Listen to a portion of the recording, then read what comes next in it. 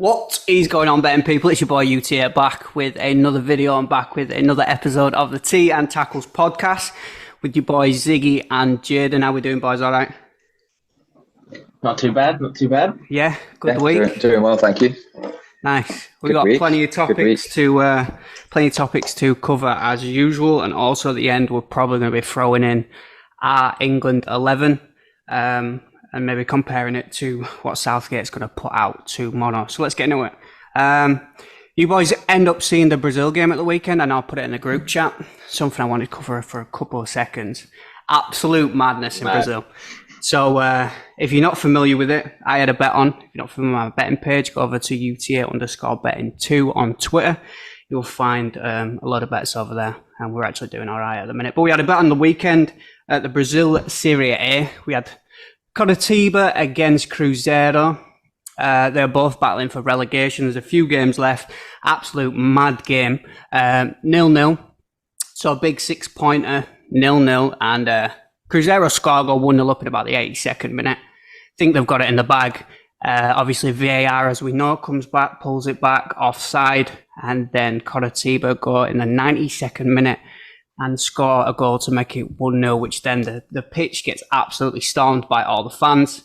And funny thing is that the Coritiba was playing at a local football stadium because the Red Hot Chili Peppers were playing at that stadium that night. So they're actually playing at a local stadium, so there's no security or nothing. So the Cruzeiro fans, 1-0 down, were fuming, jump on the pitch, and live broadcast, there's a big, massive fight on the pitch, which for some reason, mad that Paramount or anyone did not span away. They just let it broadcast and just watch these Brazilians just scrap away on the pitch.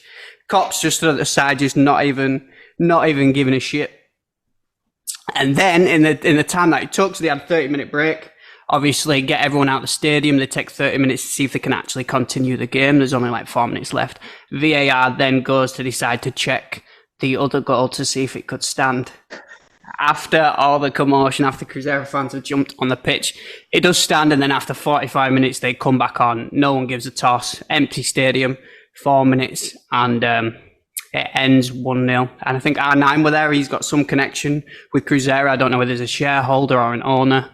And now they're on about Cruzeiro getting a points deduction as well, which could take them down single-handedly for that. So one VAR decision from getting 3 points and a 6-pointer to then maybe getting a point deduction and obviously a ban for all the fans. Absolute madness.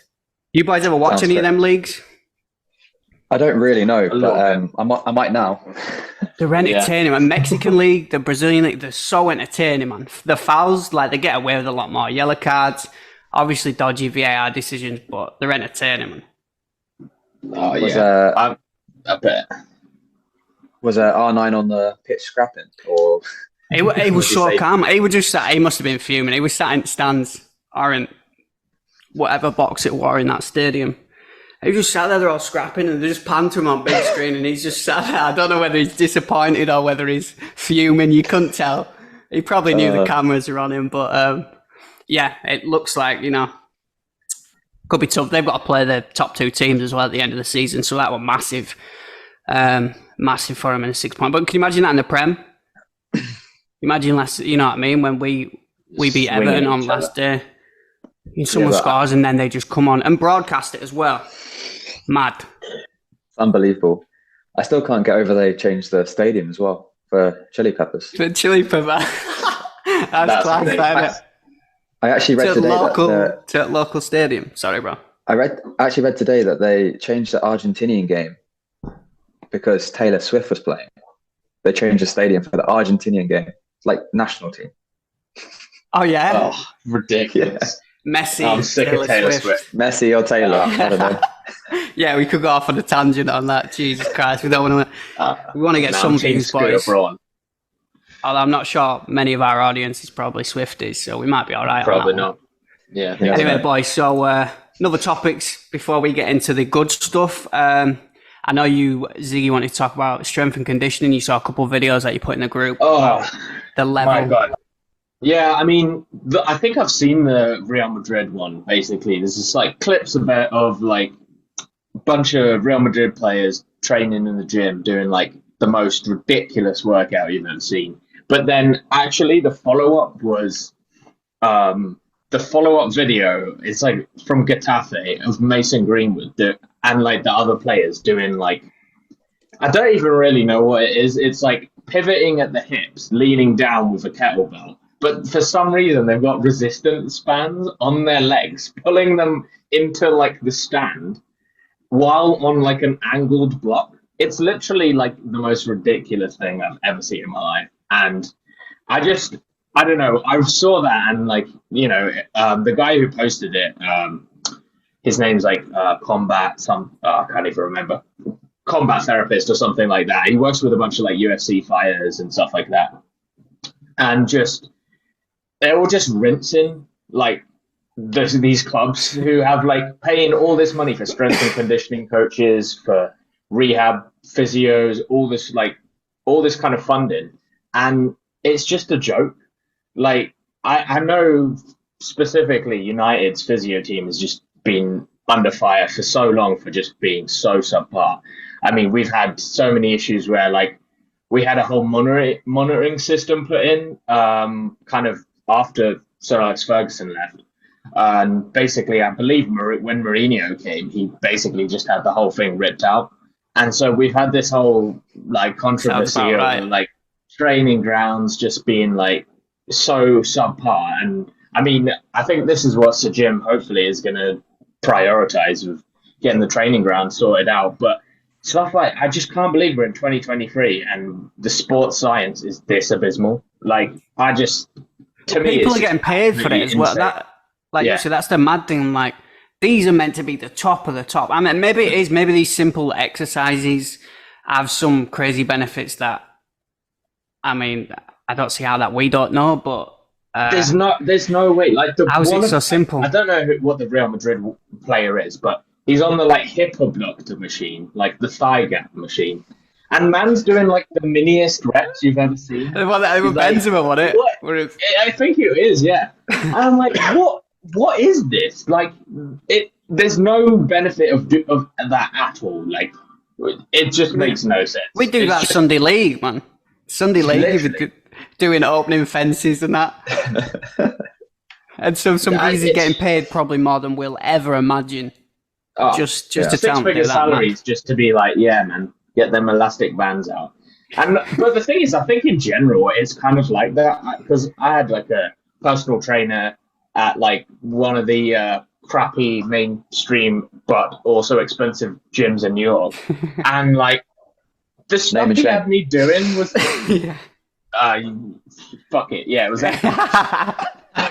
There you go. It was the stuff the personal trainer guy had me doing was absolutely ridiculous. Like, I just looked like an absolute moron just doing these like side steps and like absolutely nothing. Man had me doing like jujitsu rolls. I was like, what is this? Like, I'm not rolling.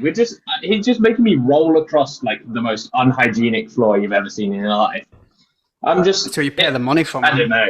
Yeah, it is. It's just like milk you for all your work, money wise, and you just get nothing back. I don't know, but I'm not exactly trying to compete in some high level sport.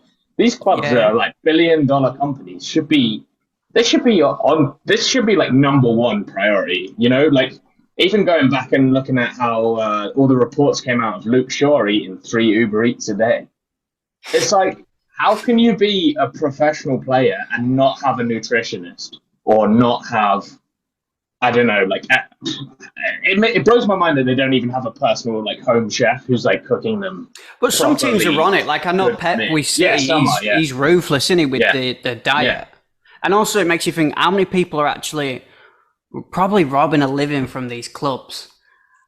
Definitely. Yeah. What are they actually doing? They're probably on serious wages. I'm like, what are they actually doing to help out a little bit? Mad. Do you think it comes down to player responsibility as well? Because some players have the personal chefs, you know, they do everything right, and then some obviously take advantage. Yeah, if you get paid they shouldn't have the choice. They shouldn't have the choice. Like, you're being paid that much. Your body is your machine, your tool, right, for executing your job, right? Like, I do computers, so most companies I work for are going to give me a computer, or I need to have a good computer to be able to like do my job. And athletes body is their like main tool. You know, that's why they, you know, boxers have their fists insured for however many billions or whatever. You know, and so I really don't. I don't see how they cannot have a any kind of plan. It doesn't make sense to me. I heard that the club should be doing it. Yeah, Courtois used to have like McDonald's all the time at Chelsea, and then when he moved to Real Madrid, that's when he had a personal chef. Yeah, I'm sure. Yeah, it makes a difference, doesn't it? Like you say, you're an athlete, and at that level, like you can't be having McDonald's every day. It don't matter how naturally good you are. Like you've got to be at your peak fitness, especially if you're on 200 grand a week. Like 6 McNuggets, and you know, you can get on the Big gas Mac sorts you out, man. You know, it's like a Jamie Vardy diet, isn't it? Yeah, a few Red Bull. Yeah. I guess talking about physio and players' fitness, we can go on to the big injury of the week. Anyone see Megan Rapinoe? Oh my god! Last game of her career, gets injured, then comes out in an interview after and says, "This is proof that there is no God." And I've seen so many people come out and be like, "No, this is proof there is a God." Oh my god! It's narcissism at its finest. Like she's unbelievable, to be honest. I don't see how you can come out and say that. And it's not the first thing she said that's come under fire as well. Oh, I mean, the first time I was aware of it, obviously the American team, I think the women's team were massive out here before the men started growing. It seemed to be like they were really marketed because they were winning World Cups and everything. But yeah, the mad thing that I first heard was when she said she's basically the Messi and the Ronaldo of women's football, so she should get paid the same. I'm like, I know we're talking about all the equality and everything, but like, it can't, if you don't bring 80,000 people in to watch, you can't get paid. Like, they fill big stadiums every week, you know what I mean? And I'm like, you're not filling stadiums, so like, I get it, you're at that level. If you want to compare yourself, you're saying you're the best at women's football, but it don't work like that. So that was my first introduction to her. She's just like so narcissistic, though. For me, I think the time when I personally didn't, I guess when I didn't really know much about the US women's team, but then do you remember when they won like 13-0 or whatever against like Thailand or something, and they're doing pirouettes after like the 12th goal, and I'm like, this is just not really classy or sportsman-like, is it really? Like, just you're destroying them. You're obviously better, because the thing is, people don't realize who don't or haven't lived in the US with like women's sports are so pushed because a lot of women will get like scholarships to college, and the funding at like the high school level is insane. I've had friends who are getting paid like insane money to coach like under 7 girls like football practices. Yeah, and it's like you've got like 7-year-olds who got like zero coordination as it is, and like they're getting paid like to coach these kids, and it's like it's utterly ridiculous. The money that's thrown into sports here is insane, because mainly because it's like, well, if I have a daughter and I want her to go to like a top university and basically get in for free, get her in some sport, even if it's obscure. Like, but then you also my boss's kid was doing fencing, and she was like, yeah, because it's quite obscure, way more chance of getting like an Ivy League scholarship. And so like they're picking random sports, not even just because they like it, just because of like getting in. But the funding is there. So, but yeah, coming back to the US, sure. Yeah, coming back to the US women's team, I just think it's like, I don't know, it's just not. It's not like classy to be doing that. Like when you're 12 goals up, and I feel like Megan Rapinoe has always been like the epitome of it. And at the what was it, the Ballon d'Or, where she didn't even. That's the one. That's the worst. Wait, what happened there? I don't know whether a kid came up to her with a little football, asked her to sign it, and she took it, signed it, and then gave it back. Didn't even look at the guy. Didn't even look at the kid. Just gave it back. Like a 6-year-old boy. Yeah. A 6-year-old, a kid. And you see Ronaldo and Messi like giving the kid a hug and like making them feel doing everything they can, don't they? Yeah, doing everything. And that it's tough, isn't it? Because also, like the media can, if you could sign 200 balls, give it back, and then that might be the last ball, and you just do that, and that's the one they've shown to the public. You know what I mean? Or like sometimes it is deceptive, but she just seems like I don't know anyone. You go on Twitter, you go anywhere. I don't know anyone that likes her.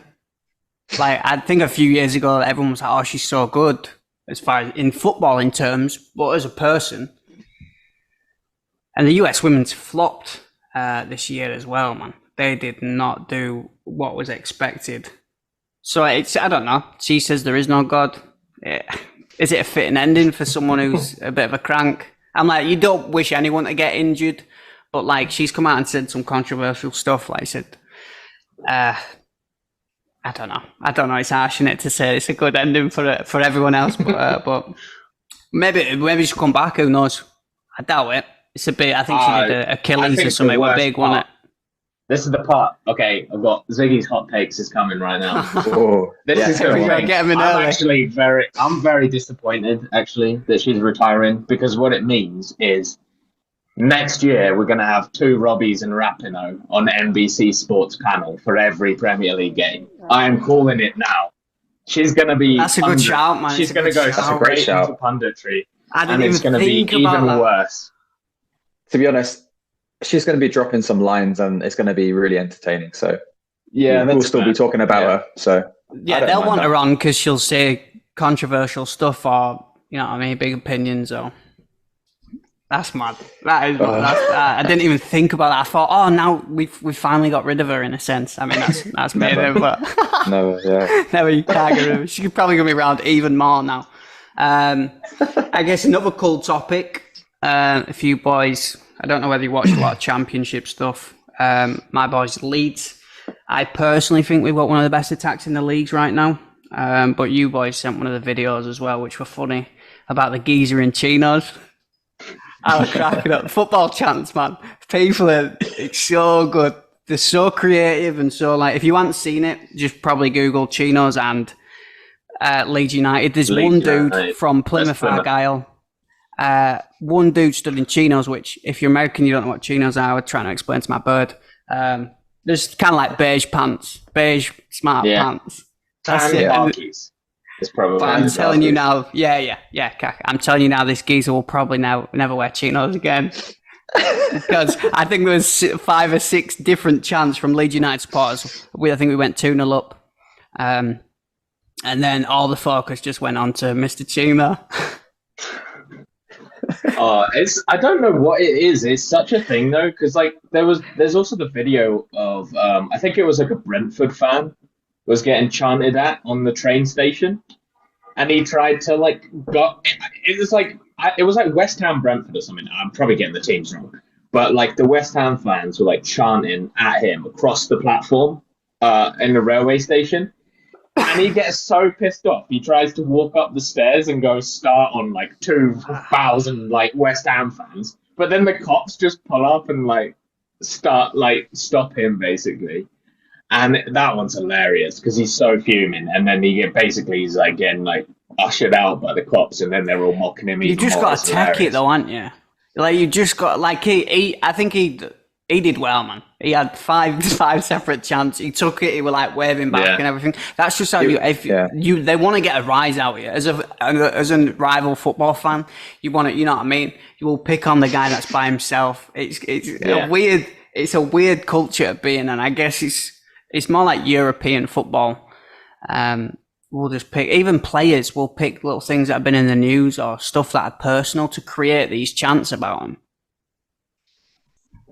That's hilarious. Love that video. It's good, man. It's good. It's great. I mean, I love it. Well, I probably had a bit bias because it's Leeds, but sorry, go on, bro. No, it was great. The guy in chinos was a good sport as well, like you said. I think that makes it happy.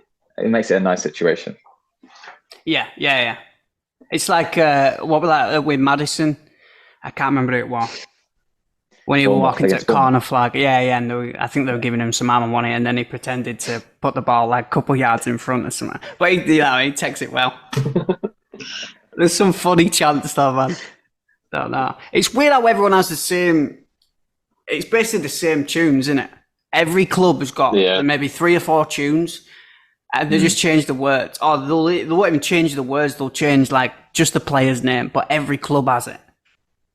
Yeah, how are you guys liking Ange Ball chant this year to Robbie Williams? Oh yeah. Is that what it is? Have you heard it? You might need to give us a little bit of a rendition, man.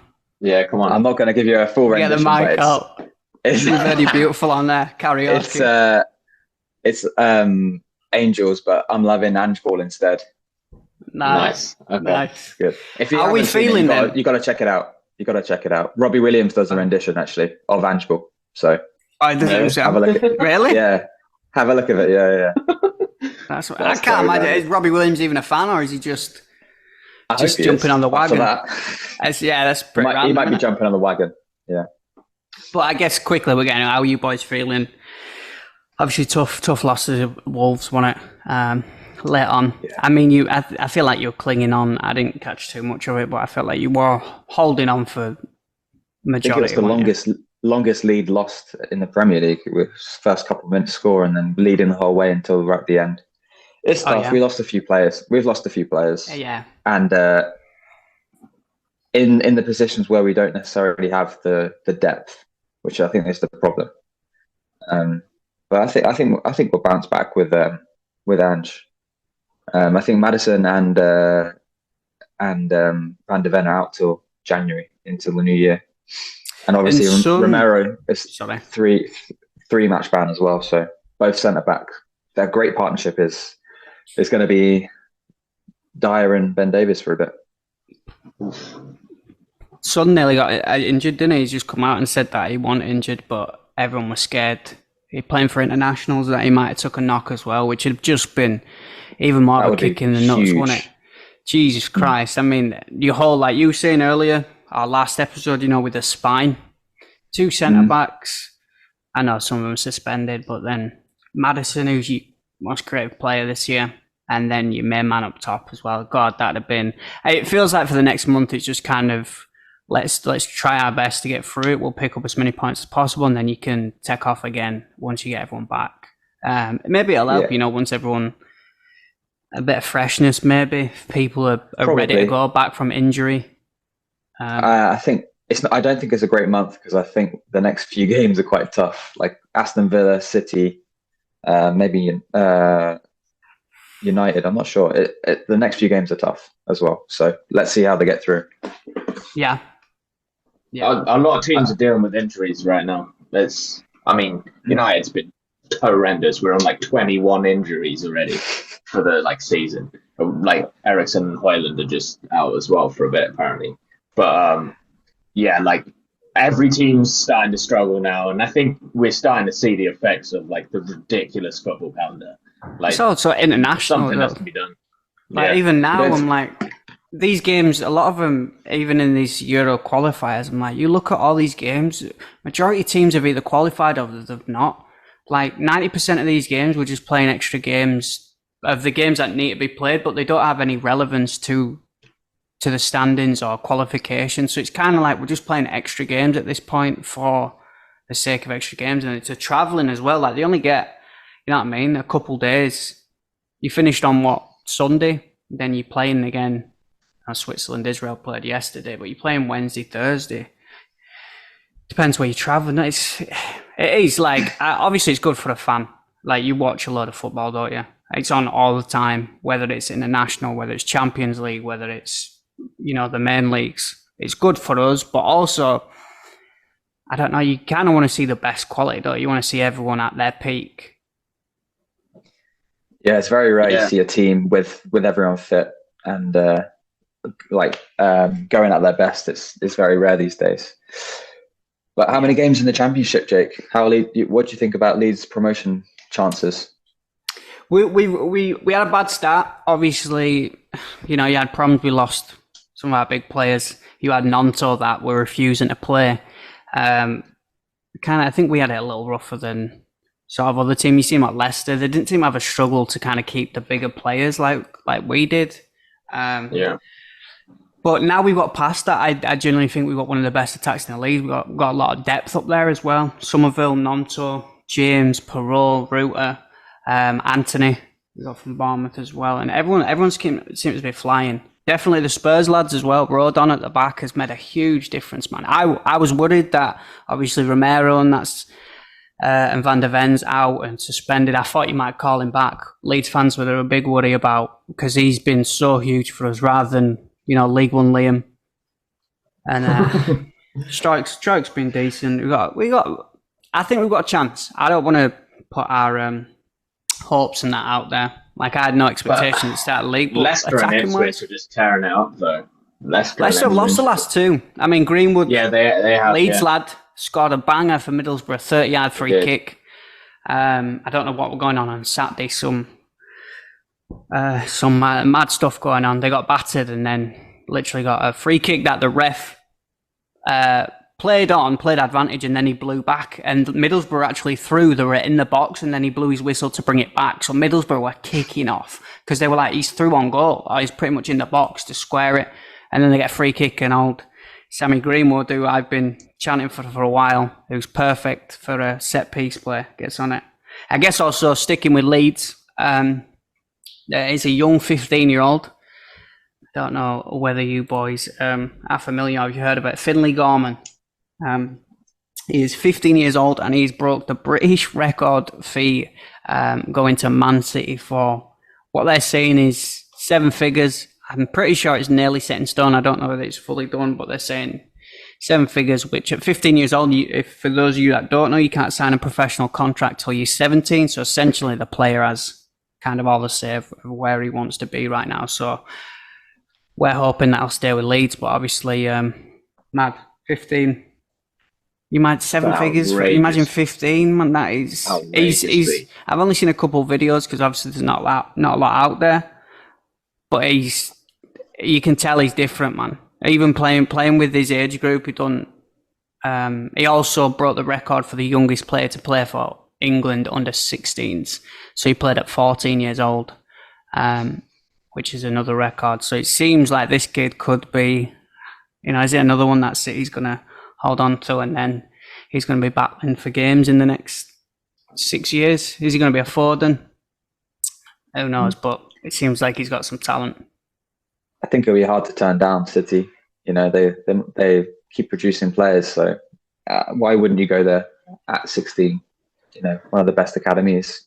You've got an amazing coach to have a look at, and that could probably give you some tips. And I think the best thing is all the players around you are going to be amazing. The first team and the reserves and the youth team. So it's a good atmosphere for a young guy to go to. I guess from a Leeds perspective, we've had another young kid who's made such a difference, Archie Gray. I don't know whether you boys have seen him or heard of him. I think he's 17, maybe he's 18 now. 17, but he's been playing pretty much every game. On most games this season, he's played centre mid, right back. He's keeping other players out at some days. Versatility.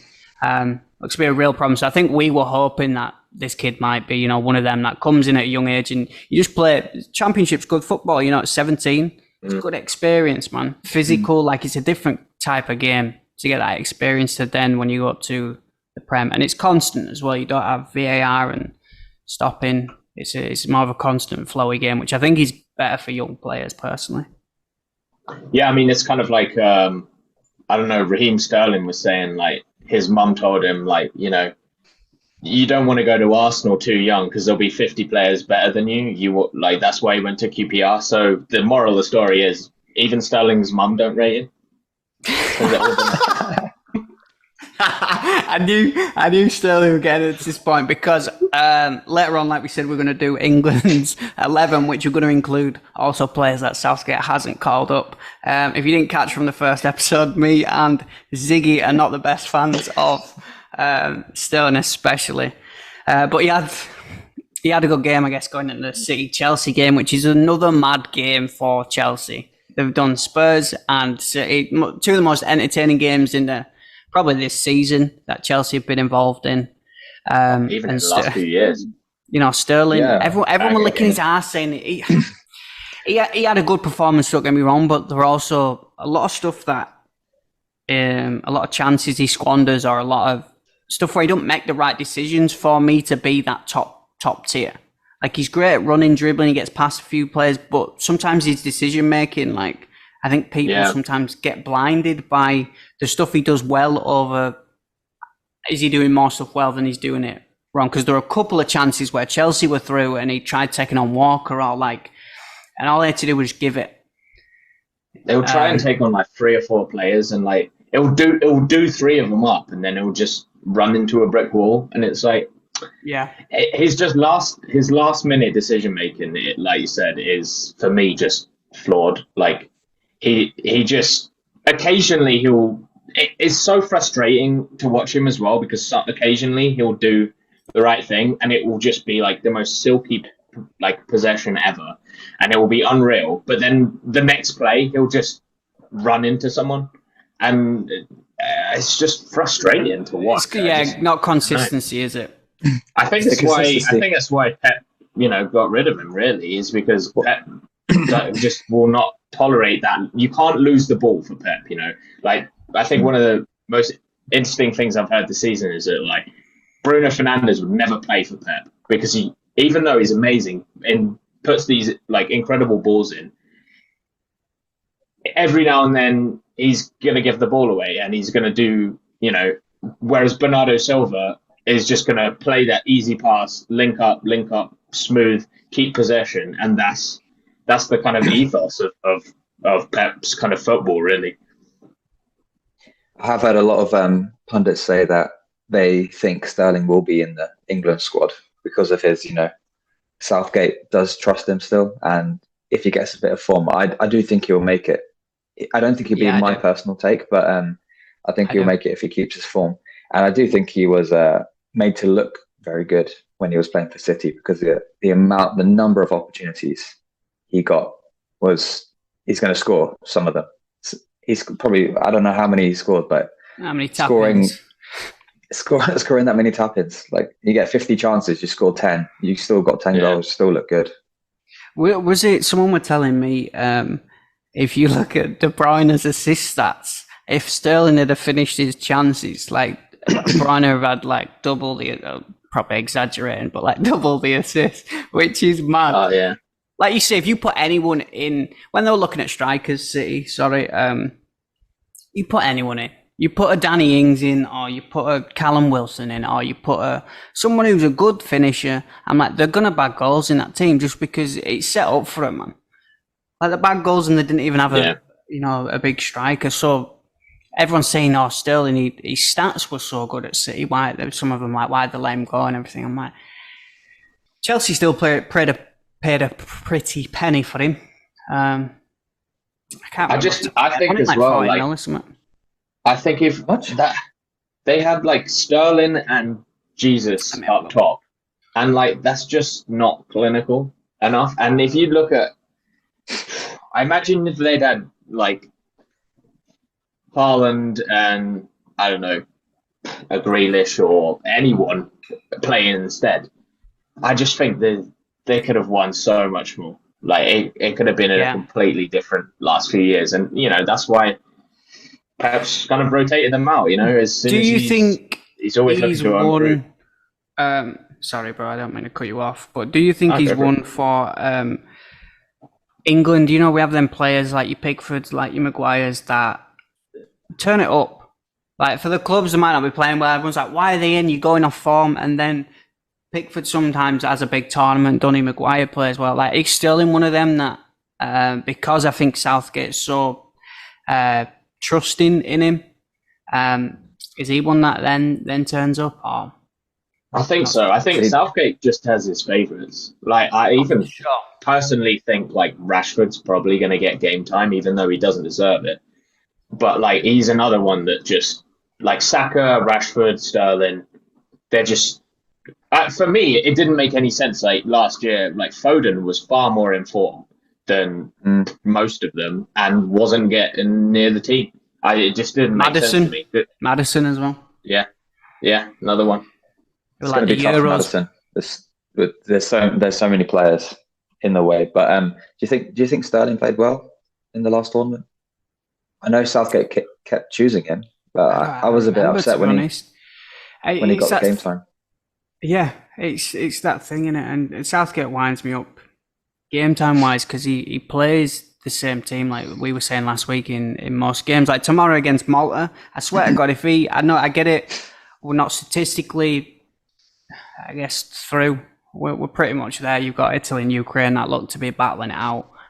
We just need a couple of points. But like, you've got to give some other players a chance. We've got enough quality. They've got to get some game time. This is games that, you've got to this now's the time to mix it up. I feel like he just sticks with his own squad. But I don't know. I don't remember too much about that. Probably says that it won't for me if I don't remember his performance from the last tournament. He was pretty hit or miss. I don't he again, a couple of tap-ins. It was just being Sterling. It weren't lighting the world on fire. He wasn't terrible though, but a bit invisible for me. So I guess going back to the Chelsea City game as well, mad. Obviously Chelsea, a big point. I think they deserved a point personally. City conceding in every game right now. It's a different City team to what we've seen. Do we think Chelsea are back? Is that the question? It's easy to get carried away. Are Chelsea back? Or because, like I said last episode, we have Nkunku coming back. I said once he comes back, I think there'll be a real problem. And he's actually coming back after the international break. So then we'll see if they really do need another player. It really surprised me how open City were. It was almost uncharacteristic of them. They were just so, the game was just free flowing. That's why it was so entertaining. But you can't. Pep must be fuming letting 4 goals in. I don't know. I don't really know what was happening. Firstly, with another soft foul, but City should be doing much better than that, in my opinion. They shouldn't be allowing Chelsea to be playing them off the park at points, and I've not seen any team do that to City for a long time, which I think is, for me, because I really think it's because Chelsea do have a really strong midfield, and they just look really good in the centre of the park. Again, Chelsea, though, I think do lack a little bit of kind of upfront clinical finishing. And then also you've got Thiago Silva's 39. That's insane. And I don't know how long that defense is gonna. I'm not sure how I feel about Disasi yet, personally, but I think I do agree with what you're saying about Nkunku. I think he's going to be pretty pivotal, but I think they need a couple more pieces in there to be really. They're still a couple more billion. A couple more, yeah. I think Chelsea might have found out a little way to play against City, all out attack. That's the only way you would actually damage them, because that's what Tottenham have been doing for a while now. And last season, I think they got found out. Not found out, obviously they won, but when they're playing against 3 at the back, they struggled because there was not much space for them to do all the passing. Maybe it's something that other teams will start playing. If you see Liverpool. City, for example, they might just go all out attack and struggle against them as well. So I think they might have found something. I was going to say that's something. Is it a fact that they're back, or if you look at the games this season, you remember the opening game against Liverpool? They looked decent in that game as well. And then against you boys, I think stylistically it suits them when they come up against attacking teams or teams that'll have a go. Like you say, that midfield and then the counter or. Whatever they do, hold a lot of the ball as well, Chelsea. But I don't think when they're given 90% possession a game or whatever, and you've got teams that that are going to sit with 2 back lines pretty much and say break us down. I think that's when they struggle. That's when they have all these chances and opportunities and they don't put them. Whereas if they've got teams coming at them, I think the more live in them games. Whether you can say it's the big clubs as well. Are they up for the big games more than they are for the others? But I think it's stylistically they're going to play in a way where they're probably more suited to playing the bigger teams that are going to come and have a go. Yeah, I don't think they have that kind of ability to break down, like a 10 at the back, Mourinho special. It's a lot of teams are struggling with that now, when you've got all these players who are just really, really technical finesse midfielders who can just link together passes, and some of the counter attacks were just dink through on goal, and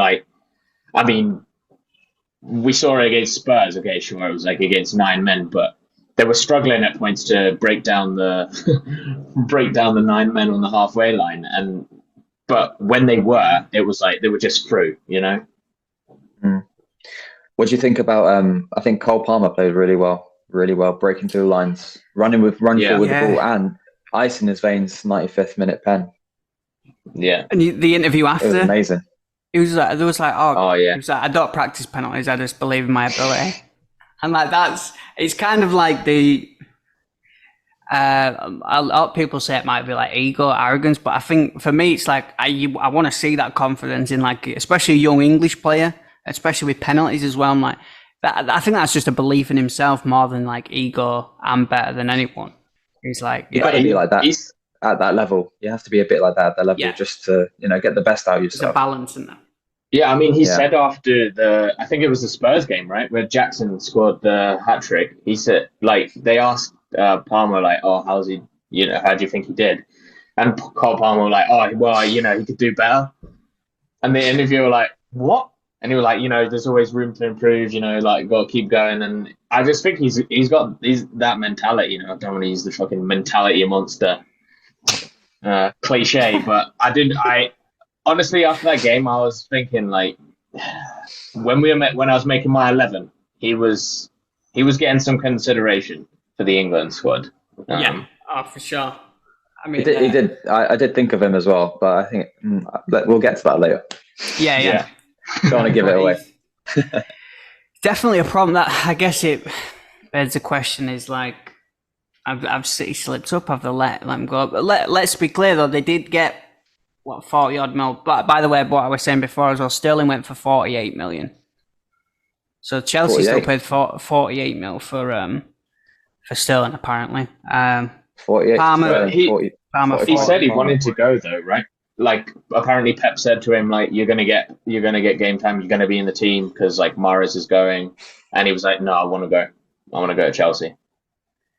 Is that cause? I mean, looking from the outside, I'm like, he got game time, didn't he? But he didn't get the game time that he would elsewhere. It's that City rotation problems in it again. And Pep's like that. A player will come in, he'll play every game, and then out of nowhere, De Bruyne, we saw it last season. Out of nowhere, De Bruyne were benched for a couple of games, or Cancelo were best right back in the world at one time, and then out of nowhere gets benched and then gets sold. I'm like, it's behind the scenes, isn't it? So, like you say, maybe if you want, but he's a City lad.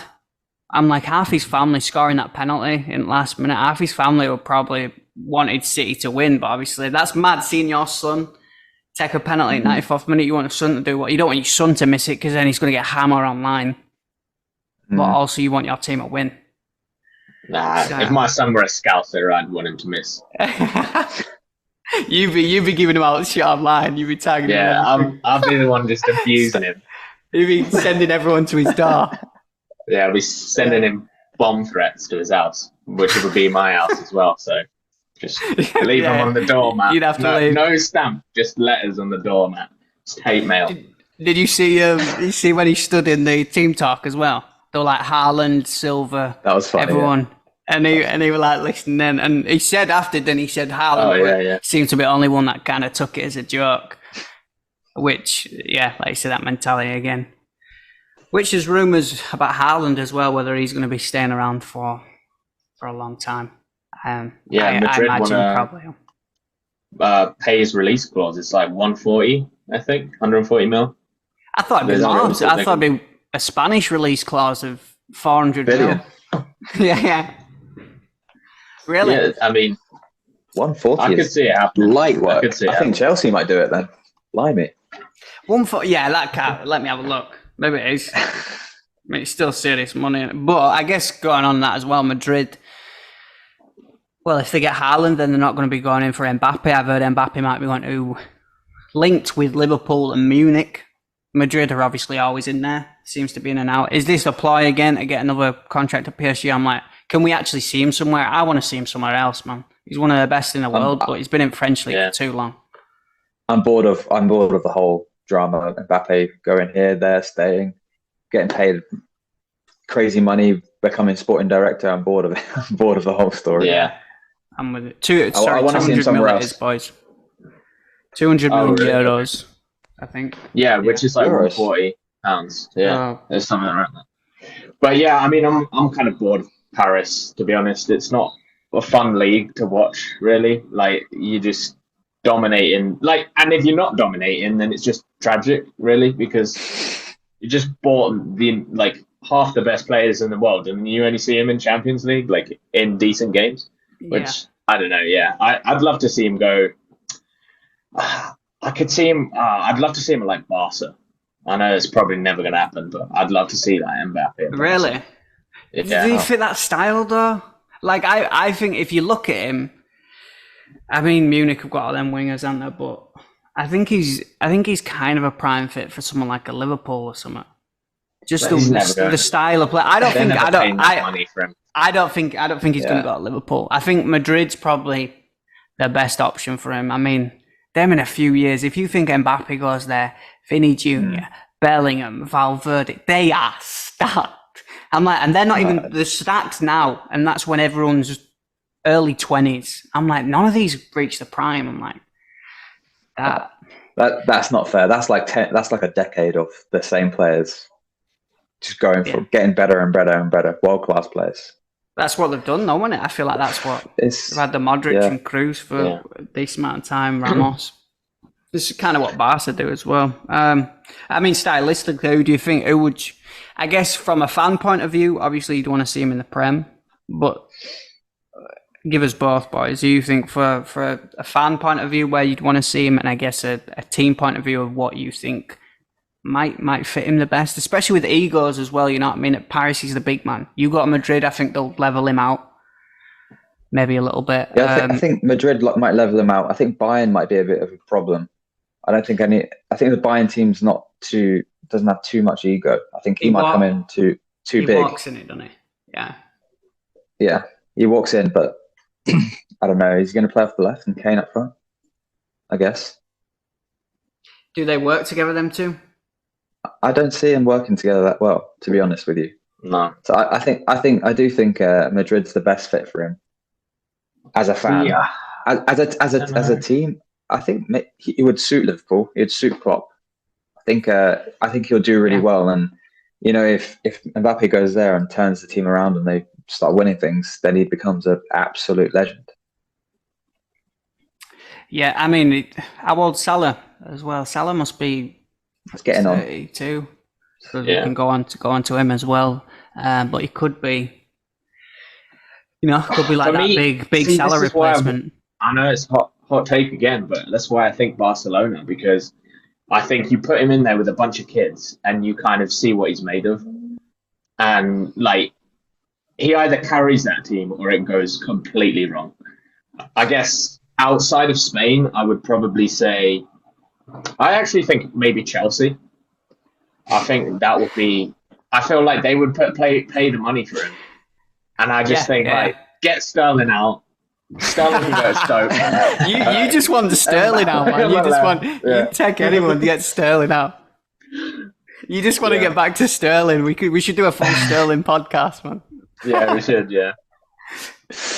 No, it's tough, isn't it? Because it's how he fits in stylistically, and then also he has got a big ego, but he is one of the best in the world. So it's like he has to go to a club that's going to level him. And but I don't know. I think stylistically, Barca kind of don't make sense from my point of view. It seems like Madrid's been in the pipeline for so long. If you're a Madrid fan, it's been in the pipeline for so long. I think you'd be annoyed to see him go somewhere else. You think? You think they're going to buy him and Haaland at the same time? No, they got to pick one. They got to pick one, haven't they? They got to pick one. That's why I think I see Haaland going there. I'll stick with Joselu. Yeah. He bagged for Spain today, didn't he? Sorry, bro. Carry on. Oh yeah. I that's why I just think they put Haaland, and I'd probably, if I was a Madrid fan too, I'd probably want Haaland over him. I just think it's a struggle right now getting strikers, and I just feel like Madrid. I don't know. Yeah, I feel like they just do better with Haaland personally, and I wouldn't take the risk on the ego personally for Mbappe. I can see Mbappe going to City if Haaland goes to Madrid. That'd be It'd be a sight to see, wouldn't it? It's tough. I don't know how stylistically this is all going to work. You can say he's one of the best in the world, that he'd fit in anyway, but I don't think he does. He's rapid. Like, it's just, he's good at being the main man. Like, even for the French squad, like, they're stacked, but he gets some leeway on that left side, you know what I mean? He put some shots in that maybe he should give it. He gets a little leeway because he's the man. He's the next big thing, isn't he? So whether Pep will get along with that, if he's not playing for the team, or I don't know. I guess also going on, we brought up Salah and Liverpool. Salah obviously he matched Henry and Shearer's record of 15 consecutive home games with a goal or assist, which is mad. And he also got 200 Premier League goals. I guess the question is, the best Premier League winger we've ever seen? Outside of Sterling? I've written 5 down here. And outside of Sterling. And I think for top 5 he makes for me. Yeah, he's got a top 5 in it. I'm not a big Liverpool lover, but top 5, sorry. Then the names I've written down is Salah, and you got Henry, Hazard, Ronaldo, and Bale. I mean, he probably beats Bale and potentially Hazard. No Giggs. I suppose United fan are probably got to be Giggs. Let's see, Ziggy. You got to be Giggs, Ziggy. And Antonio Valencia, Ashley Young. Come on, man, sort it out. No, I think he's class. I think he's right up there. He's very, very consistent as well. He's been very consistent for Liverpool for the last. Well, I don't know how long he's been there, but he's been 20 plus goals. Another one Chelsea let go. He's such a weird player to me in that, like, he's just cash money all the time. He's just goals, and I don't like watching him. I think he's greedy, and we always used to say this, Jake. I always preferred Mane in the personally. I thought Mane in that squad, and I thought they should have cashed out when they got they get some ridiculous offer from Saudi for him. I'm surprised they didn't take that. I think 150. It went to 150. Just a lot. I'm surprised, and he's not got long left on his contract. So and he's got what is he? I want to see 32, 33, something like that. He must be. But he is so clinical. Like that's the thing. He is just 31.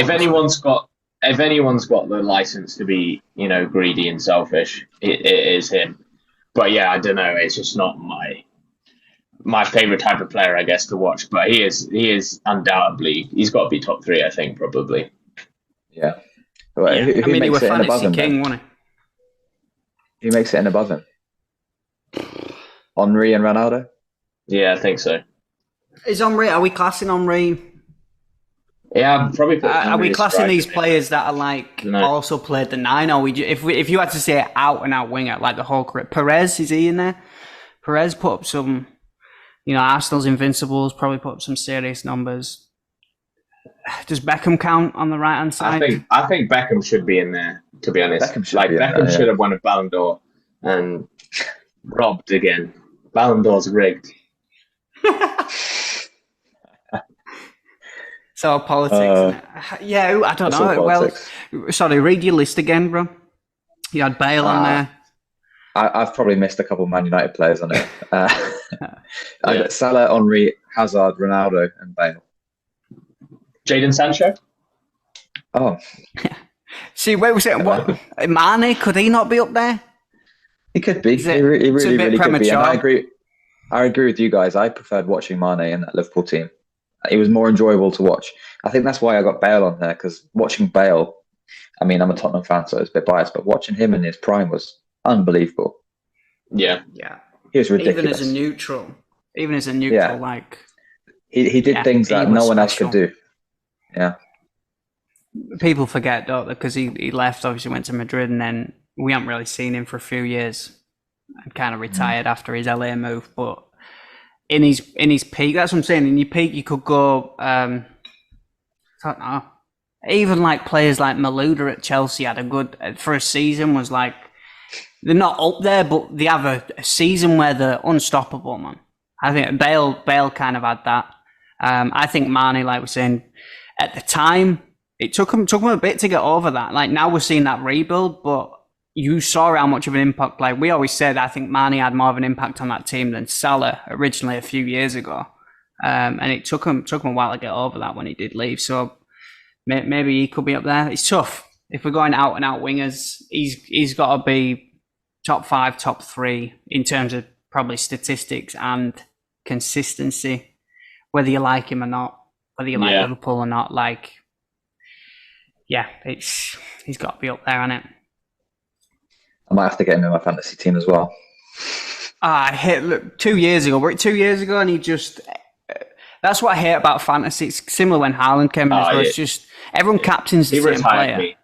He retired me from fantasy. It just became worth playing. Because if you don't have Salah on your team, you aren't doing anything. Yeah. And then if you buy him, he's so expensive that the whole rest of your team's just like randos. It's like, oh great, now I've got like some Fulham like second string player because I've got to have Salah in my team and I've got to have like Bernardo Silva. And if I don't, it's just game over. And he'll play about 10 minutes and then get you a point, and then that's it. Yeah. Yeah. I mean, I came second in my league a couple of years ago. There were about 20 of us around restaurants. I came second, and I refused to have Salah for, I think, 6 months. And this was when he were getting, he was scoring hat-tricks like every game, people captaining him. So like every time you're like behind by like 25 points. And I still finished second in the league. And I stuck all the way through. I was like, I'm not getting him. For 6 months, I was like, I'm not getting him. Refused to get him. And I'd have fucking walked the league if I'd have got him. You're playing with the handicap joke. Yeah. There you go. You got to make it tricky for yourself, don't you? Sometimes you're too good at this stuff. I guess we'll get into the England squad. So what we're going to do, we're going to try build our England squad together, boys. There's one rule. It's 4-3-3. Players ideally probably got to stick to their normal positions. Let me pull up the list of players that we can choose from. Yeah, we're assuming everyone's fit. There's, it doesn't have to be players Southgate has called up. It can be any England player that we think is worthy of being in the team. I guess we'll get into it. I'll get a little graphic on the side as well so we can hopefully see the team that we choose. So I guess we'll start at the back. Keeper-wise, you boys will have to pull out your documents. I know that you've been at it all week. I've put some effort into this one. Keeper-wise, some options. Pope, Ramsdale, Pickford, Henderson, Johnston seem to be the main few. Well, Ramsdale, as we know, can't focus for 90 minutes, apparently. So he gets his dad to fight his battles. Yeah. So, I mean, for me, it's Pope. There's just not even a discussion. I don't even know who it's going to be, but for me, it has to be Pope. I think it's a really tough one because none of them are really, playing that well, or even in the team. Even in their squad team, their club team, but I think I'm going with Pope as well.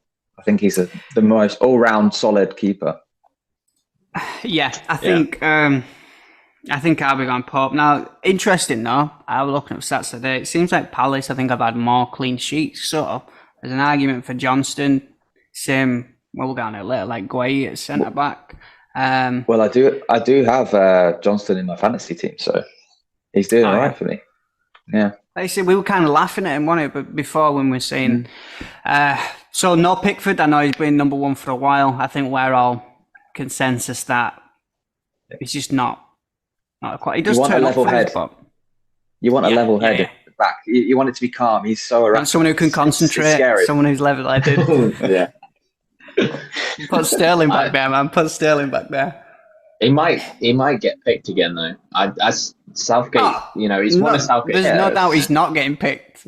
He's playing tomorrow. He's playing Euros next year. Like he's playing. Yeah. The fact that Pope is not. I mean, obviously Newcastle are struggling now, but I'd love to see him get a game. Anyway, all right. So we got Pope in. I guess we'll go on to fullbacks. I'll throw some out for the people listening. Trent, Trippier, Reece James, Kyle Walker, Luke Shaw, Chris Smalling, Ben Chilwell, Ben White, Wan-Bissaka, Rico Henry, Tyrick Mitchell, Livramento, and Rico Lewis. If there's any other options, you boys, I've also thrown them in as well. Are we starting at left or right? There's too many. Let's start right. Start right. For me... you go first. You go. For me on this one... I think it's probably got to be Walker. I think, like you're saying, watching Livramento on form-wise, he's had some good games. I think I'd like to see him come in. Even Rico Lewis argument. He's got to be really... People also saying Ben White hasn't had much of a shout at all. And he's been pretty solid for Arsenal last season half. But for me, it's Walker. The experience, level-headedness, controls the game. He knows... Next to him as well, if you've got some Man City players around him, I think he's just won that. And he's rapid. You come up against anyone. I think first choice if we're picking one, it'd probably be Walker for me. What about you boys? I'm agreeing. Walker, he's so solid, and his experience now, he rarely has a bad game. Back at Tottenham, he used to have a mistake in him, but now he's very, very consistent. Yeah, very consistent. Ziggy, I think you're gonna. He's going to throw. I know he's going to throw. Yeah. I've gone with Reece James. Yep. Fair shout. Do you know, I wrote his name down, crossed it out, and put Walker on. So I just totally think overlooked James. He's just been so class, and I actually didn't like him at all. I thought he was really overrated. He's probably the biggest player I've got wrong in recent years. I think he's so good. Not the biggest though. There's always more to come. There's always hot takes in the tank.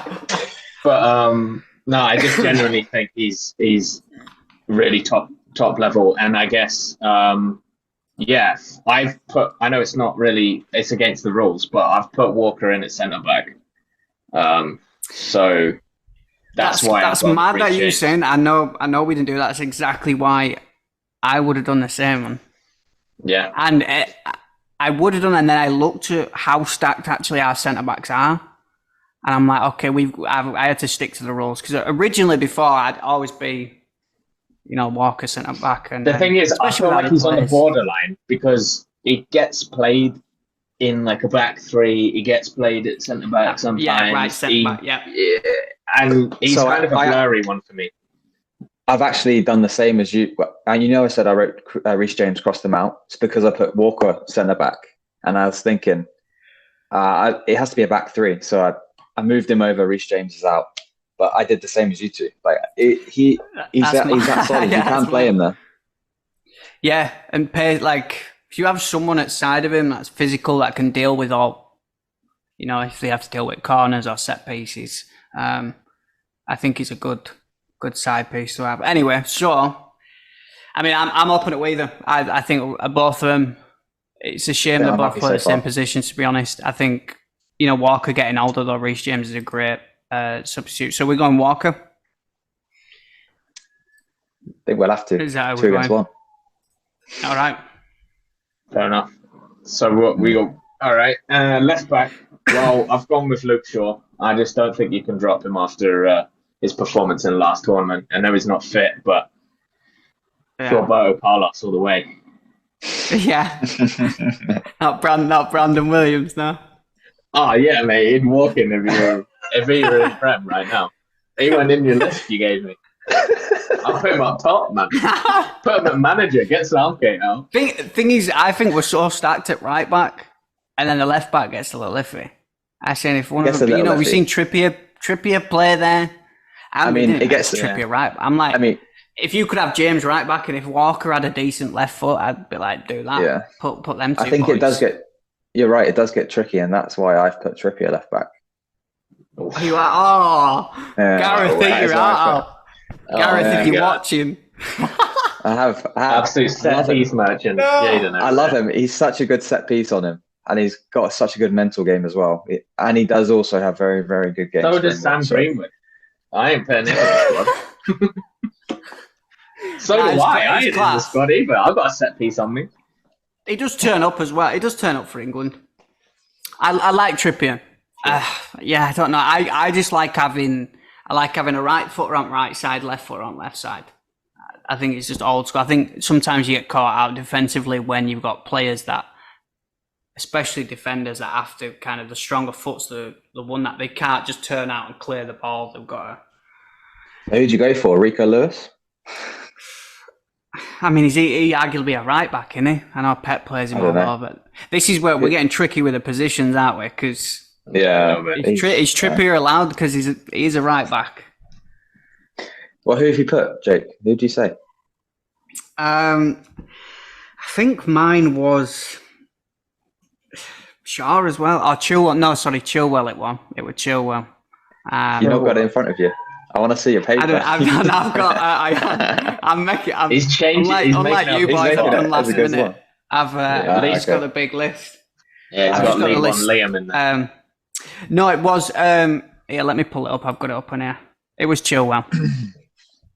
So really, I think on his day, he's a little bit of everything. Creative wise, attacking wise, I think he just kind of suits the style. If you have someone that can help him out on that left. I think he can do a job. Ideally, like you said, I'd want to put someone else probably out on the left. But as far as the left back options that we've got, Shaw or Chilwell, none of them. All right. Well, I think Trippier doesn't count because he's right back. Right. So Jaden, you got to pick. So I get to decide. Chilwell. Yeah, you got Shaw or Chilwell. It's a tight one. I don't want you to be disappointed, but I'm going to pick Chilwell. I think he's a bit more dynamic. Yeah. Fair enough. There's going to be no United players in this squad. Yeah, of course. That's my goal. All right, boys. Centre-back pairing. This is where I didn't realise how stacked we are, man. So I'll read a few out for us. We've got Stones. We've got Tamari. We've obviously got Big Slabhead, Harry Maguire, Lewis Dunk. Don't get much of a shout. Levi Colwill, Concert and Mings. You've got Joe Gomez, who could arguably play out on the left as well, like he has been doing for Liverpool. Tarkowski, Dan Burn, Matt Gueye, Ben Mee, Chalobah, Adebayo, Dyer, and Kilman. Plenty of options. I'll let Jaden start on this one. Oh, you want me to start? Yeah. I've actually gone for Dan Burn and Dyer. Nah, I do love.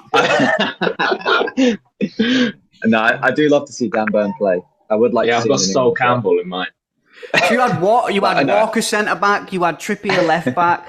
Jesus Christ! No, I'd prefer Southgate, man. I've gone for Stones and Tamori. Exactly the same as me. Exactly the same. I think Tamori deserves to play. I think he should play. I think he should play against Malta tomorrow. You know, he's got the pace that the others don't. And I think we're lacking in pace. See, my Stones consideration, I had him considered at CDM. Oh, we've been through this. We're throwing it all out. He's been playing it. I had Maguire up top, man. I had Maguire up top. Yeah, I got it. But he's been playing there for a lot of the games, and I look back at recent fixtures, and he's played more at CDM than he's played at centre back. For City, for England, he plays at the back. Yeah, of course. Yeah, no, that's what I meant. So yeah, I don't know. I didn't go with. Obviously, I went with Walker. I already mentioned that he was my centre back choice, but I went with Colwell. Yeah, I can't hear that.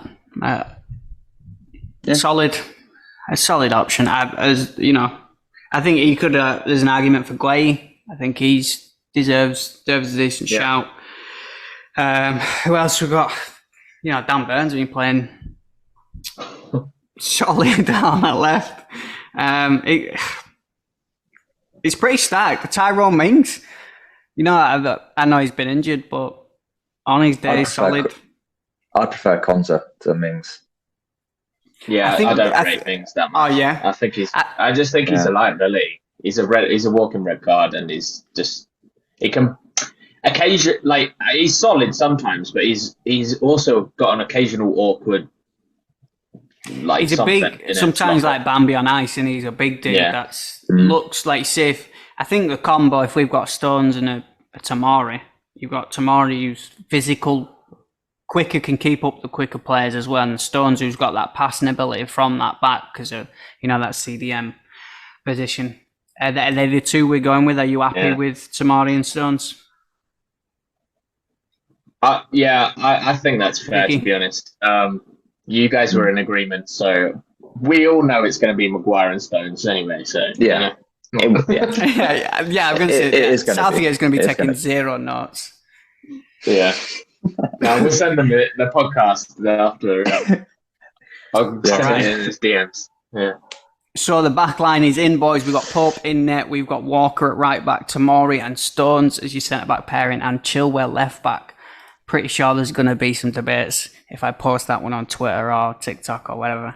If you're not followed already, do give us a follow. Tea and Tackles on TikTok and on Spotify, and all my betting stuff UT_betting. Moving on to the midfield, boys. This is where it gets a little tricky because, like you say, we've got players that can play CDM. We've got players in Bellingham that I think he's better as a 10, but we don't really have that position in this sort of lineup that we've got. So midfielders, we can throw some out. We've got Bellingham, Foden, Rice, Maddison, Mount, Henderson, Eze, Smith Rowe, Conor Gallagher, Joe Willock, Ward-Prowse, Harvey Elliott, Gibbs-White, Loftus-Cheek, Phillips, and Curtis Jones. That's pretty much anyone else you want to throw in as well. Maybe, is it Eze? Eze's in, you said it. Did I say Eze? I did. Yeah. God, I lost my head. Southgate's got me muddled up. Boys. So I guess Ziggy, any hot takes on this one? I had a bit of a struggle with. I kind of wanted to go 4-4-2. To be honest, absolute rule breakers, us lot. Jesus Christ! But I did go with the 4-3-3. We all like to stick to something. The Chelsea special, the Ted Bowley 4-4-3. I have. So I'm going to start it off. I've got 2 attacking midfielders and 1 CDM, and I've got Rice in the CDM. You changed it from Stones then, yeah? No, I was saying that Stones was in consideration if I was going to play 2 CDMs or him or Rice, but I've gone with Rice. I think he's just solid, and he's I think we don't function without Rice for me. Well, Keita, I'm actually going to back you up right now and say I've gone for the 1 defensive and 2 attacking, and Rice as well. Cool. Rice is in mine. I've gone for 1 defensive, 1 attacking, and 1 arguably maybe box to box. A little bit of everything. Nice. So Rice. Rice is in there. Rice is in there, and I guess the other one, is there any debate, Jude? He's got to be there. I mean, we've got some hot takes, but there is you can't tell me Jude is not in this team. No, Jude's in there. Jude and Rice. So the discussion is, who's your third man? Don't even have to talk about Jude, really, do we? No, I mean, we can do, obviously, tearing it up. Ridiculous. He's had a bit of a shoulder injury last couple of games, hasn't he? So he's been watching from the stands, and I thought they'd struggle without him. They've actually been flying. They've scored plenty of goals. So stacked. He's just so influential. I'd love to see him in that higher 10 role, though. I know, like we say, we've got in this 4-3-3. In my mind, I had Bellingham kind of pushed a little up with Rice sat further in, and then you've got someone else sort of doing a bit of everything. So who we got for the options for the other centre mid, boys? I've gone for Foden. I think he deserves a call up. The proper starting in the starting 11. I feel like him and Bellingham could be a bit of a fluid mix. They didn't. I'm not sure how it would work, but would you prefer Foden? I'll probably get there, but obviously we've seen Foden out on the wing as well. Do you think you prefer him in that centre mid spot? I prefer him in the hole, keep doing some damage. Ticking. I think keep it ticking. On the wing, I think we have more than Foden can offer. Yeah, that's the thing. His position in it. Where does he fit in? So for me, in my 4-4-2 lineup, Foden is in the midfield. In a But two. in my 4-3-3 lineup, Foden is my left winger. We knew doing this with you were a bad idea, man. Jesus Christ. So Foden's in my team. I think you've gone. He's in Let's my set team. the rules and then. Outrageous. I was the one who made the rules as well. Let's do everything but the rules. But yeah, regardless, Foden's in my squad. I think he deserves to be there, regardless. Not Mount. I mean, yeah. Sticking to United. But wait, so who've you got as your third, Jake, in the midfield? Mine's interesting. I looked at it.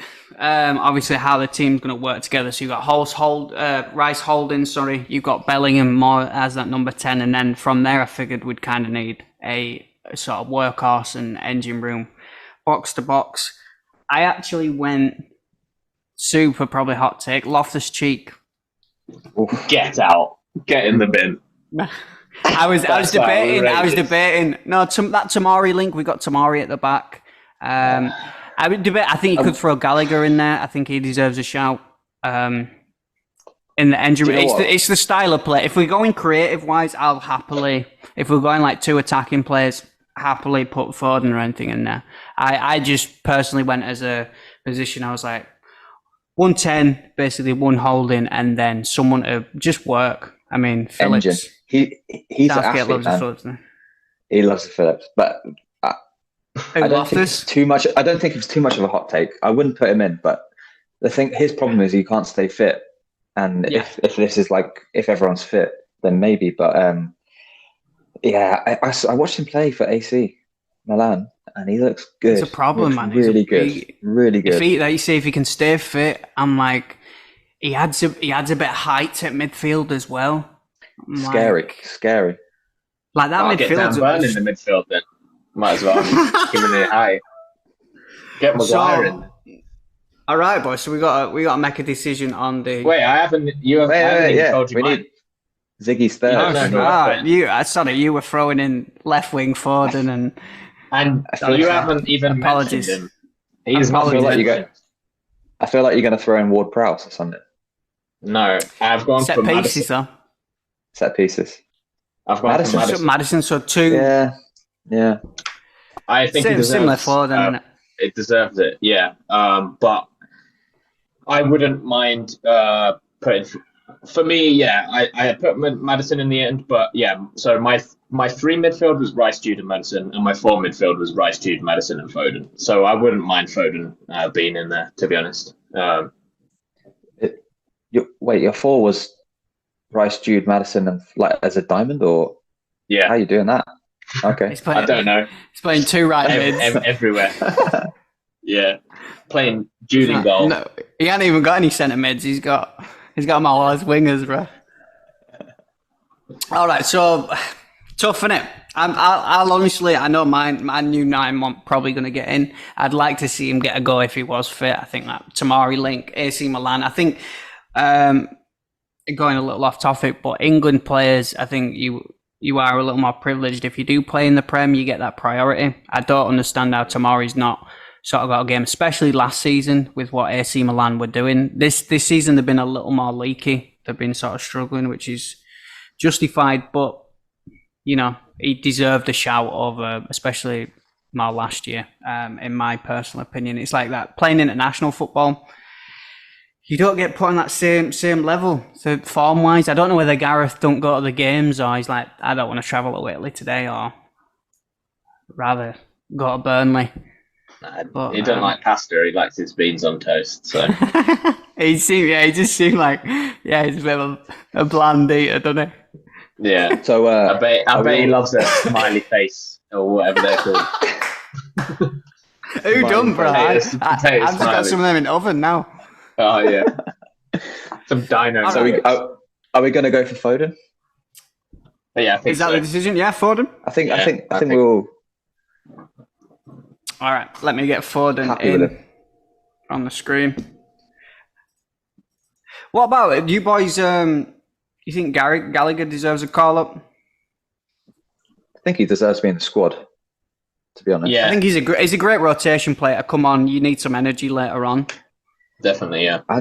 It's a tough one to call. I think Gallagher, Eze, I've liked as well, and Ward-Prowse I think deserves a spot as well.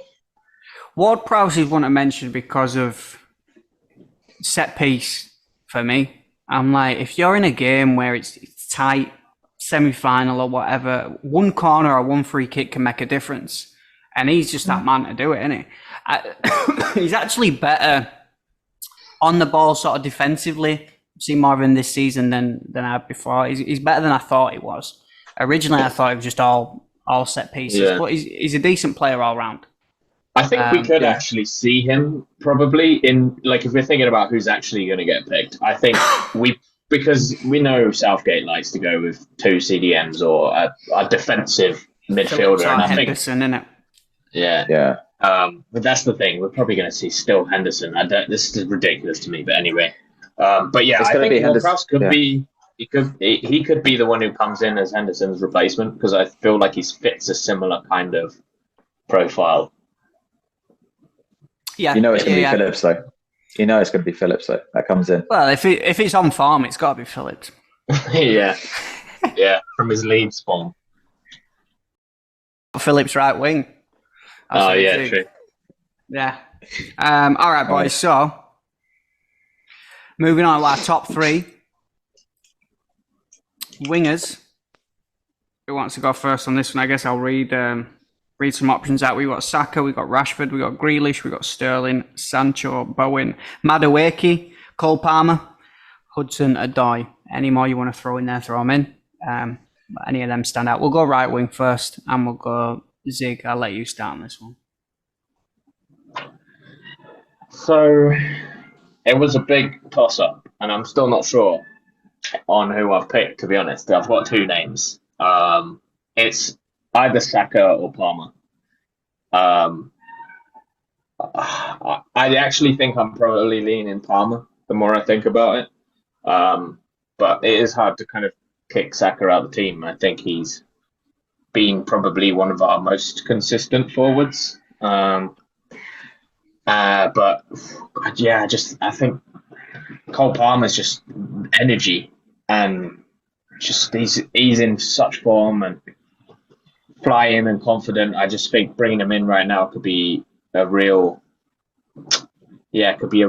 good move. So I don't know. I can't really even commit. I'm struggling here. I do rate the Palmer. I rate the Palmer call up for the England squad. That's good. I do like him, but I think I want to see him a few more games or like half a season. Doing the same thing, and then you can kind of trust him there. He definitely could. For sure, I probably messed up a little bit because I actually had Saka in, but I've got Palmer on the left. So I don't know whether that's allowed. But I guess Jadon, Saka. Is there any other options? I know Bowen. I love Bowen. I don't think he gets enough of a shout. Well, I've actually done it a bit.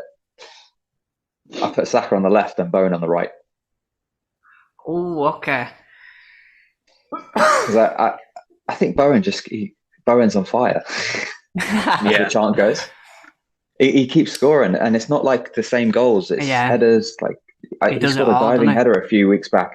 He does it all, and his crossing is unreal, and he works really hard. And I don't know. I feel like he should get a spot, but I'm definitely okay with him being in. The only reason he's not in mine is because, I've got Foden on the left, but Bowen was in my 2 up top for my 4-4-2 because he's been playing up top basically.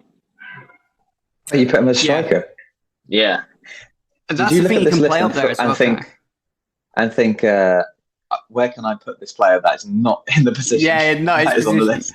No, left wing. I did it before Jake said the list of players. Okay, and I was mainly looking at where they play in their actual teams, and Bowen has played almost every game of the last 5 or 6. He's been up top. Well, you would if the only other option were Antonio, bro. Yeah, true. All right, so I guess that we're figuring this out. So Saka's in there. Two of us have got him on the right, we've got him on the left. I guess you've got to play him in his position, play him on the left, right, sorry. Then moving over to the left, we've got some options. So I guess we could have a little leeway. We could maybe go back if you wanted to play forward and on left and put in someone else in behind. But you both put Palmer in. So would you both want Palmer on the left? Who else on left? You got Rashford, you got Sterling. For me, I think you got Palmer right now gets in over them two. I think you got to think Grealish as well.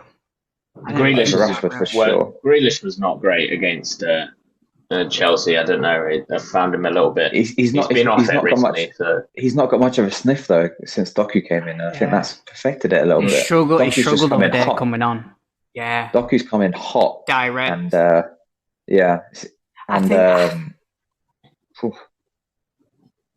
I think Grealish is specific and he's got a good type of game. Like if you later on drawing the fouls and everything, I don't think there's a more foul player in probably the world apart from maybe Vinny or something than Grealish.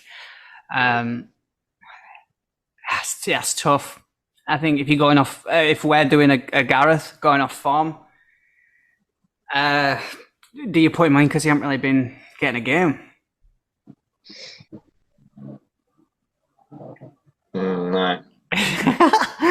Silence across the board. He makes it over Rashford. He makes it over Rashford for me. That helps. The thing is, Rashford's in form for England always, and just the thing that people have been saying is like when he plays for United, he just doesn't look bothered. He doesn't look like he wants to be there. But when he's playing for England, he's just relaxed and like good. So that's a bit of a weird one for me. I also do think he's too greedy for me. Going to play him. I agree, but I think Southgate's going to play him. I think it's going to be Saka and Rashford. And he'll just continue with that. But yeah, I think Saka and Palmer. I would be happy with Saka and Palmer. Yeah, okay, fine. I'm happy with that. You all right with Palmer on left? Yeah, let's go for Palmer on left. Yeah. I'm sure he's City. Yeah. All right, so we've got Palmer on the left, and then wow. I guess we should have probably started with it, but who's up top? Tough one. Watkins, Wilson. Dan Burn. Come on, man. Informed. So we'll throw him some honourable mentions though. Watkins. No. Let's Ziggy make his choice first, and then that's the honourable mention. And then we'll pick the who's playing. Yeah. I've picked big Harith Kane. Oh, okay. Oh, so it's not good lad. Good lad. Not that overrated. I mean, maybe Bowen will get in there though. On form, you know. So, anyway, some honourable mentions. Obviously, I think it's pretty clear we're all going Harry Kane flying at the minute. It's tough to put anyone in over him unless he's injured. Ollie Watkins deserves a mention. So does Ivan Toney. I know he's not played, but on his day, I think he's class. Penalties, can take free kicks. I think he does it all. Callum Wilson. I think he's kind of unlucky because he would start for most teams. Even Newcastle, he's sort of in and out with Isak. We would see him probably get more minutes for somewhere else. Another mention, but I didn't put in, Solanke. Solid. If you think you put Solanke in a City team, how many goals is he getting? 20 odd? He's doing a solid job for a struggling Bournemouth. He's doing a good job for Bournemouth, but we saw him at Liverpool. I know it's a few years back now, but he didn't seem like much going on. And that was a good Liverpool side. Yeah. International players, Tammy Abraham, Calvert-Lewin. He's been unlucky with injuries. He's a problem, him. If he's fit on his day, he is a serious problem. He scored a weekend with a little touch around and then bettered it. Like, remember him under Ancelotti as well at Everton? Like there were a period in time where he looked. I thought he was going to be our number one, like next best choice for a while. I thought he looked really, really solid, but like you said, he's been pretty hamstrung with injuries. So Yeah. And then Eddie Nketiah. Nah, don't even get in the squad for me. yeah. No, I'm a solid youngster, but don't cut the mustard for me. Not quite. That hat trick was pretty good, awesome. That his hat trick a few weeks back, but I think the first three you said, Kane, Watkins, and Wilson, or Tony. Depends. So who? Yeah. I guess let's do it. No Kane. Who's getting played? Tony. On his as a player, but he hasn't played, so it's tough to say if he comes back the same player as he was. Yeah, but from his last played games, 100%. I'm not feeling confident with this squad without Bowen in though. I just think he's been class. I feel like he should be in this team somewhere. You want to whack him in the left? Well, left back. Chilwell. But I'm open. Always open to a couple of switches. I mean, I guess we'll run through the squad for everyone. If you can't see it on the screen, or you're listening on Spotify, we have got Nick Pope in net, Kyle Walker at right back, the centre back pairing of Stones and Tomori. Left back we have Ben Chilwell. CDM we've got Rice. Two CMs we've got Bellingham and Foden. Saka on the right, Palmer on the left, and Kane down the middle. It's tough. Wow. It is. It's tough. Like you said, there's players that can play in different positions. If you stuck to sort of restrictions and format, maybe ideally you'd probably play different formation. I think for me, like I said, Bellingham would be in that 10. Maybe then you'd be more liable to play a Rice and then maybe a box to box. Or can we put Palmer on the right and Bowen on the left? And leave Saka. Out. I think that's even more controversial, isn't it? That's more controversial. That's harsh, yeah. I do think Saka's got to be in there personally. Yeah, fair enough. I was speaking to an Arsenal fan the other day, and he was saying he don't really get in a sense, he don't really get the hype around Saka. He's probably the first Arsenal fan that I've said. He said he's good, but he said like sometimes you don't cut it as much as you could. But he's still young, man. I think he's solid. Like you look at that team, we're so young. Like let me pull the team up. Palmer, Saka's 20, Palmer's 20, Bellingham 20, Foden early mid-20s, and then you got a little bit of experience in the Stones, the Walker, Rice, Kane. I think it's a solid combo. Yeah, I think there's a bit of recency bias though with Palmer. To be honest, I think he is solid, but he's just because of that City Chelsea game. We can swap him out. The headline. I think maybe we should. Who do you think we should put there? So we're keeping Saka on the right. Who are we putting on the left? Unless you want to put Foden on the left like you had, and then someone else in behind at centre mid. If we're throwing all the rules out the window. Yeah, I think we should do that because I think he gets in the squad, but I think, Right. I think there's more of a debate to have at midfield. Okay, Foden on the left, and then I'll chuck in Maddison. Yeah, I know he's not a box to box, but I don't know. I had him in. That'll be nice to see. It's not enough. There's not a lot of pace in that, though, is there? You got Foden left wing, Maddison Henderson. in behind. Bit of pace. Kane up top's not really. We've only really got Saka as an outlet, which I can understand. You're looking at this, you understand. Then okay, if Southgate wants two quick wingers, you understand a Sterling, a Rashford. If that's kind of not like he plays a 4-3-3, but he usually plays two wide. You can kind of understand it because outside of that, like you say, Palmer can kind of play in that 10 role as well. It's that same Man City player in it, that like Grealish, the Foden, they're out on the wing because they kind of seems like they've been forced out on the wing. Less so with Grealish, but more of them. I don't envy Southgate. It's a tough one to do. Pick this 11. Oh, I mean, yeah, but You know what I mean? He's getting rinsed. He's doing it publicly. We're just doing it for, you know, this isn't going out. A couple of listeners that we've got. Yeah. So we're probably still going to get rinsed for it. So I guess, yeah. Going on, is that the squad? Last decision? Did you want to throw Palmer out? What? Palmer for Foden, then are you happy with? And then Maddison in behind? Last minute change? Yeah, I think so. I mean, that's what I have, so. Foden on the left. Who'd have thought it, man? Who'd have thought starting this with you coming up with the rules that this would be changing it all around? Now we just opened the closet, man. We can put Walker centre back. Now we're going to have to start again. We'll get another podcast solely for this. All right, boys. So last minute changes for you boys. Sorry, it's been a bit of a shit show, but it just shows how hard Southgate's decision is, especially with the whole of England on his back and preferences that they should have. I think honourable mentions, like we said, Palmer, maybe a Bowen.